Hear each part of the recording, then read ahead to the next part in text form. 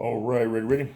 Had a couple minutes here before I gotta start the rest of my day. Plus, I just got out of the shower, so I want to do another beard update. Sadly, I've been going for the completely natural cheek line, and I gave in. And the reason is, and I always refer back to this: when it's shorter, it looks good, but as it gets longer, it starts to just kind of do its own thing, and it just really starts to look like crap. So what I did is I didn't cut it down nearly as low as I have in the past. What I did was I tapered it down to where it connected with the mustache.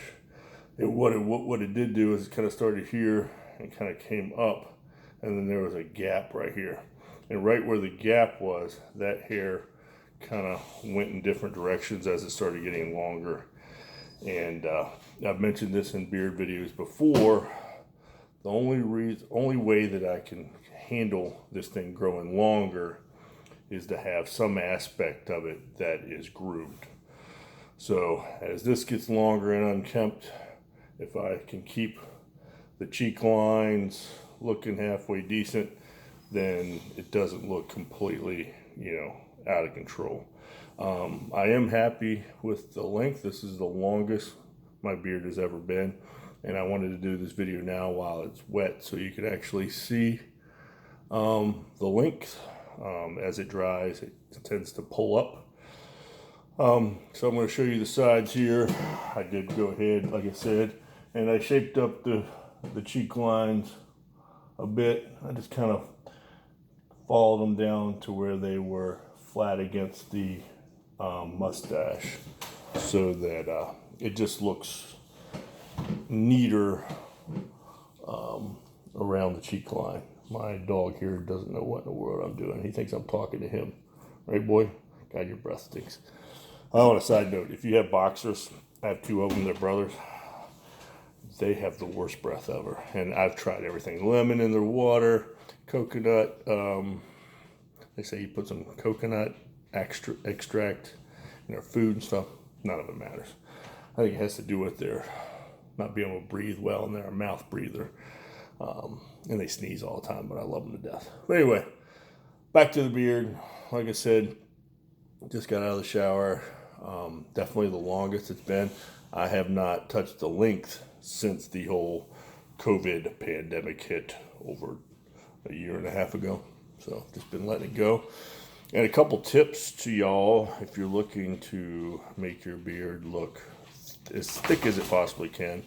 Always wear dark t-shirts. Best way to do it. Any light colored shirts under a beard shows through, and you can start seeing especially as your beard gets longer, it's going to happen. The ends are going to start looking a little, I guess, sparse at the very ends. But I refuse to touch them because I just want it to get as long as possible, and I feel like cutting it in any way is just going to hinder that. So wear dark colors. It'll help make the beard look thicker, fuller. You won't notice any thinness that might start happening on the ends. Another thing is to comb your beard forward. If you just comb it flat to the sides, it'll look sparse. I always comb my beard to the front, so if you look at it from the side, my beard is actually blocked off at the bottom, but I comb it all forward, and it actually looks like it comes to a point. That's because all the hair has been combed forward. That also makes it look much thicker. It actually, when I put the beard butter in, I use stuff I get at Wally World. And it holds it, it holds the shape. And I'm constantly I'm not really grabbing it, but I'm just kind of shaping it throughout the day. Being that I have to wear the mask sometimes. I have a beard tarp that literally just hangs down. It doesn't come up underneath. That helps a bit, but still, it's a big old mess. So things to look for to help, just manage that beard growing out, where the dark colors grow. You can comb it forwards, grab it from the back, kind of pull it forwards. It's real important when you're growing your beard out to not trim the neckline. All that hair under there is holding that beard up, giving it the foundation that it needs. And then in the back, behind the ear, don't block that off. As it comes in, it might look a little unkempt, but as it gets longer, you can pull all that hair forwards, and eventually it'll all just kind of feed in to the body of the beard. Because if you're like me, and I'm hoping one day when I grow up to be able to put my beard in some kind of like a braid or just a band, just hold it all together so it's not constantly blowing all over the place when it's windy. Or I feel like I'm getting closer. Not quite there yet. I don't want it to be like one of these things that's like pulled up tight. I want it to like hang down here very loosely. So I still got probably another 6 months or so to go before I'm at a stage where I feel comfortable doing that. Another thing I did is I trimmed the mustache back probably about a year ago. It was just driving me nuts, but as soon as I did it, I knew it was the wrong thing to do, and I have not touched it since then. I don't really even brush it other than just a light brush. I kind of just let it do what it wants. And what that does is it really, if you have any weak spots like underneath your lip or anything, that mustache as it gets longer does help fill in those spots, giving it the illusion of more thickness. So the bigger your mustache, the better your beard's going to look from the front. And I've said many times before, this area right here is a no-fly zone when it comes to shaving. Once you start growing your beard out, don't ever touch this area. I mean, there are those freaks out there that this hair will grow at the same speed as the rest of it. But for mere mortals like me, this hair grows super slow. It's only a couple inches long, and I've never literally touched that since I started growing a beard over a decade ago. That is definitely the area I never touch in any form or fashion. I have cut down the sides, made it a big goatee, but this is a big no-no because that was a super weak area for me when I first started growing my beard.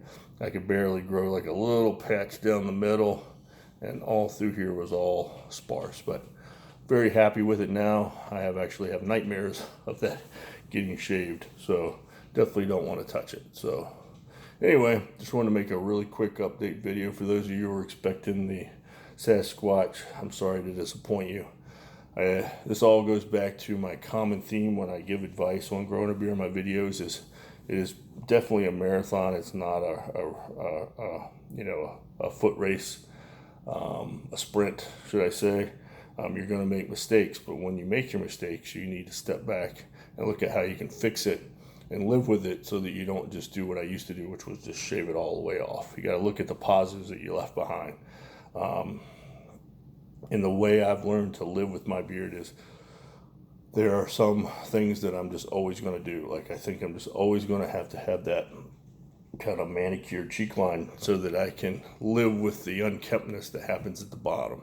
If it looks like crap at the top and bottom, that's when I really start to overthink it and look at it too much. If I can just look in the mirror and quickly see that my cheek lines look good, I don't look at the rest of it as hard because in my mind, it doesn't look like I'm a homeless guy. So again, shaping it, combing it forward, pulling it forward every once in a while just to kind of hold it all together, give it that dense look. That helps a lot if you're going for the big beard. Now, if you're just going for a couple inches, all this is lost on you because, that going for that terminal length beard, I don't know if I'll ever get there, but I'd love to get close. It really wears on you. You could be doing well for a couple weeks, and all of a sudden you get this wild hair up your ass. You're like, oh my God, it's just, I got some split ends, or it's looking a little uneven on one side, and you grab that pair of clippers and you just have to lay them down and just walk away. I guess the rule of thumb is if like 2 or 3 days goes by and you're still feeling that way, maybe a long beard isn't for you. But if you just get that initial gut reaction to do it, just sit them down, sleep on it, take a day or two, and usually you'll realize that you made a huge mistake before you actually cut it off. So yeah, thanks for watching, listening to my rambling. Again, I really feel like I'm finally going down that road of the long beard. It's really taken years and years of making mistakes and thinking to myself that long beard is not for me, and then cutting it off, and as soon as I do, I really regret it. So if you're in that same boat, just take it from me, you can do it. You just got to have a little discipline.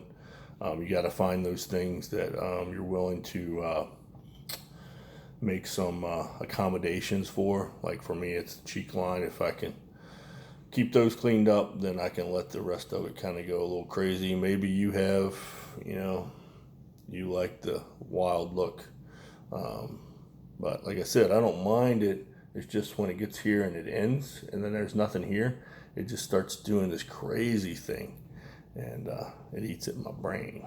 So anyway, thanks for watching, and I'll catch you on the next one. I'll probably do a couple of these update videos every few weeks or so, just to keep me motivated to keep it going, and hopefully help some of you out there with your journey as well. And I'll catch you later.